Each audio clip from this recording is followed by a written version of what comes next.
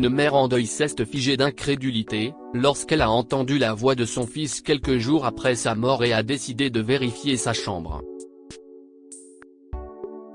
Amanda a élevé seul son fils Eric après le départ de son mari, décédé d'un cancer. Eric n'avait alors que 4 ans, et élever un enfant seul était un vrai défi pour Amanda. Cependant, avec le temps, elle s'est adaptée à sa situation et a donné le meilleur d'elle-même pour élever son fils. Les problèmes n'ont surgi que lorsqu'Eric a commencé à grandir et est devenu un adolescent. Le garçon, comme beaucoup d'autres enfants de son âge, est devenu très calme et a commencé à prendre ses distances avec sa mère. Il passait la plupart de son temps dans sa chambre, à jouer à des jeux vidéo ou à étudier, et passait très peu de temps avec Amanda. Amanda n'a pas prêté beaucoup d'attention au changement soudain de comportement d'Eric, pensant qu'il s'agissait simplement d'une de ces phases de l'adolescence, et a supposé que les choses s'amélioreraient avec le temps. Mais contrairement à ses attentes, ils se sont éloignés l'un de l'autre au fil du temps. Ainsi, un après-midi, Amanda a attendu avec impatience l'arrivée d'Eric après avoir préparé le déjeuner. Elle avait préparé ses plats préférés et avait prévu de parler et de régler les choses avec lui, mais Eric était en retard. Inquiète, elle a appelé son professeur, Madame Matthews, et lui a demandé s'il y avait des cours supplémentaires ce jour-là. Mais Madame Matthews lui a répondu que non. Amanda a ensuite appelé tous ses amis pour savoir si le garçon était passé chez eux après l'école, mais personne ne savait rien. À ce moment-là, le cœur d'Amanda a commencé à s'emballer. Elle s'est précipitée hors de la maison pour aller voir les voisins et leur demander si Eric était là. Mais tout cela n'a servi à rien. Finalement, Amanda a décidé de signaler sa disparition. Alors qu'elle s'apprêtait à partir pour le poste de police, son téléphone a sonné et une terrible nouvelle lui a été annoncée. « Suis-je en train de parler avec Amanda Jones ?» a demandé une voix profonde et virile. Et oui, qui est-ce ? A demandé Amanda, la voix tremblante. Si est l'officier Ben Davis, madame, a répondu l'homme. Si est au sujet de votre fils, Eric Jones. Officier, je suis heureuse que vous l'ayez trouvé.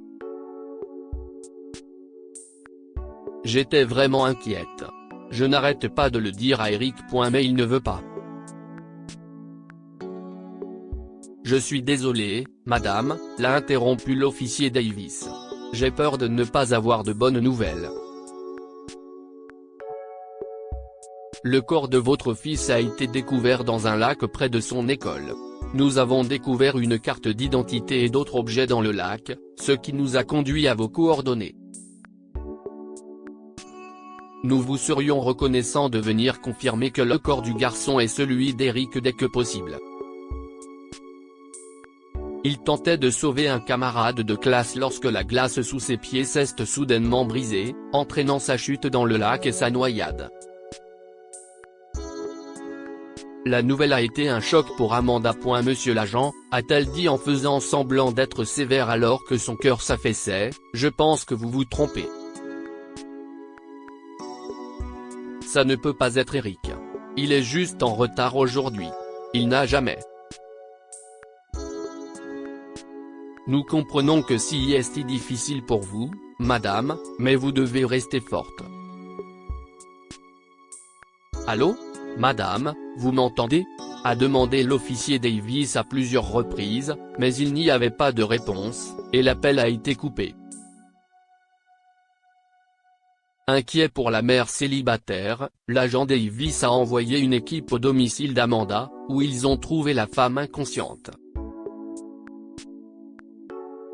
Elle s'était effondrée sous le choc de la mort de son fils. Mais lorsqu'elle s'est rétablie quelques jours plus tard, elle est allée identifier le corps d'Eric et n'a pas cru ses yeux lorsqu'elle a vu son bébé, son fils Eric, gisant sans vie à la morgue.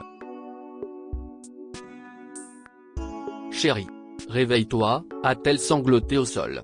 Je vais te donner tout ce que tu veux.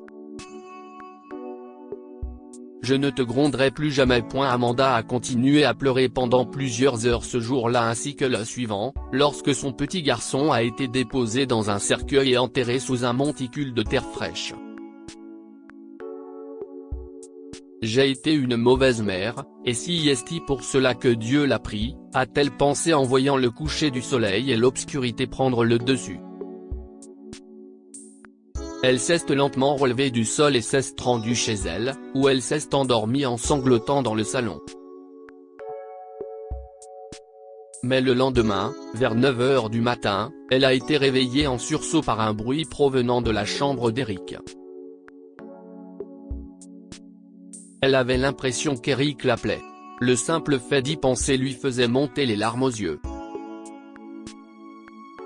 Si est un rêve et que mon garçon m'appelle, je ne veux pas me réveiller, a-t-elle pensé, en se dirigeant vers la chambre d'Eric. Mais il n'y avait personne dans la pièce. Elle a regardé autour d'elle à plusieurs reprises, mais le silence était total. Elle était sur le point de quitter la pièce, avec le désespoir, quand son attention a été attirée par le coin du lit. Elle a senti un mouvement soudain dans la pièce et s'est dirigée avec précaution vers le chevet du lit. « Salut, maman », a soudainement dit une voix grinçante. Cependant, il n'y avait rien au chevet du lit. Amanda s'est agenouillée pour regarder sous le lit quand la voix s'est répétée. « Salut, maman ». Elle a jeté la couverture qui pendait du lit, et ce qu'elle a vu sous le lit l'a laissée stupéfaite. « Eric ?» s'est exclamée la femme, les larmes aux yeux. « Oh, mon Dieu ! As-tu » Amanda a été décontenancée lorsqu'elle a découvert un perroquet dans une cage, qui répétait sans cesse « Salut, maman ». D'où vient ce perroquet ? Si est Eric qui l'a acheté ? s'est-elle demandé en ouvrant la cage. Le perroquet a rapidement sauté hors de la cage et s'est envolé par la fenêtre. Non, attends, a crié Amanda en suivant l'oiseau à l'extérieur. Elle est sortie et a remarqué que l'oiseau était perché sur l'épaule d'un garçon dans la rue voisine. « Excusez-moi », a-t-elle appelé. « Pouvez-vous ne faire aucun geste brusque ? Je dois récupérer le perroquet. » Le garçon lui fait un signe de tête en souriant tout en caressant le perroquet qui était tranquillement posé sur son épaule. Quand Amanda s'est approchée du garçon, elle l'a remercié. « Merci d'avoir attendu. Je pense que si est le perroquet de mon fils. Il a l'air de bien vous aimer, pourtant. Si est parce que je le connais. Il s'appelle Henry. C'était mon animal de compagnie, mais je l'ai vendu à Eric parce qu'il me donnait ses jouets. » « Tu l'as vendu ?» Amanda a demandé, abasourdie. « Et tu connais Eric ?» ?»« Oui, » a dit le garçon en hochant la tête. « Avant, je vivais dans un orphelinat, mais il me maltraitait et ne me nourrissait pas bien, alors je me suis enfui, et maintenant je dois mendier dans la rue. Un jour, j'ai rencontré Henry dans le parc, et depuis, il est devenu mon ami. Eric m'a donné ses jouets en échange de l'oiseau. Il a dit qu'il voulait un animal de compagnie. J'aimais bien ses jouets. Ils étaient tout neufs. Je les ai vendus et j'ai utilisé l'argent pour acheter un bon repas. » Quand le garçon a dit cela, Amanda s'est souvenue de la conversation qu'elle avait eue avec Eric quelques jours avant sa mort. Un après-midi, après être rentré de l'école, Eric a insisté pour avoir un animal de compagnie comme ses autres amis. Malheureusement, Amanda n'était pas stable financièrement à l'époque. En fait, elle travaillait de nuit comme infirmière et son salaire suffisait à peine à couvrir leurs dépenses. Elle a donc dit à Eric qu'elle ne pouvait pas lui en offrir un point. Quand Eric a entendu la désapprobation de sa mère concernant l'achat d'un animal, il s'est emporté contre elle. C'est quoi ce bordel, maman? Pourquoi tu ne veux pas m'acheter un animal? Tu as dit non aux jeux vidéo le mois dernier, et maintenant tu agis de la même façon. Pourquoi es-tu si rigide en tout? Mais chérie, Amanda a parlé en tremblant. Tu sais que nous traversons une période difficile. Je te promets que je t'en trouverai un dès que j'aurai un bon travail. S'il te plaît, essaie de comprendre. Non, maman, a dit Eric de manière catégorique. Je ne veux pas entendre tes excuses stupides. Tu agis de la sorte parce que c'est toi qui gagne de l'argent. Je te jure que je n'agirai jamais comme toi quand je commencerai à gagner de l'argent. Mais chérie, écoute-moi. J'ai juste avant qu'Amanda ne puisse finir sa phrase, Eric l'a coupé. Au diable toi et tes excuses, maman. Je m'en fous. Je te hais. Tu es trop autoritaire, et c'est pour ça que je te déteste. Tu as compris, chérie? Amanda a essayé de parler à nouveau à Eric, mais c'était inutile. Le garçon était déjà parti dans sa chambre et avait claqué la porte derrière lui. Je suis désolé, chérie, s'est murmuré Amanda, les larmes aux yeux. Je te promets que je vais bientôt te trouver un animal de compagnie. Je ne veux pas être autoritaire. C'est juste que... Elle sanglotait assez fort pour qu'Eric l'entende, mais le garçon n'est même pas sorti de sa chambre pour consoler sa mère en sanglotant. Au lieu de cela, il a secrètement acheté un perroquet domestique le lendemain après avoir échangé sa collection de Transformers en édition limitée que son père lui avait acheté.